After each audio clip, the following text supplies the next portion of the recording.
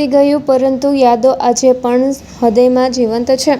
સ્વ દિવંગત સોમીબેન અરજણભાઈ ચાવડાના તારીખ 4 જૂન 2025ના રોજ થયેલા સ્વર્ગવાસને આજે 1 વર્ષ પૂર્ણ થયું છે. તેમના પ્રથમ વાર્ષિક પુણ્યતિથિના નિમિત્તે પરિવારજનો દ્વારા ભાવભીની શ્રદ્ધાંજલિ અર્પણ કરવામાં આવી છે.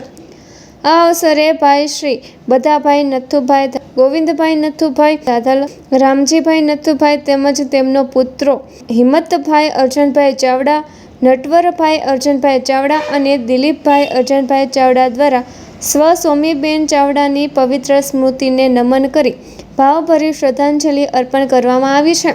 પરિવારજનો અને સ્નેહીજનો પ્રાર્થના કરે છે કે પરમાત્મા દિવંગત આત્માને પોતાના શ્રીચરણોમાં શાશ્વત શાંતિ અર્પે. લોકસામના ન્યૂઝ તરફથી પણ સ્વ સોમીબેન અરજણભાઈ ચાવડાને ભાવભીની શ્રદ્ધાંજલિ.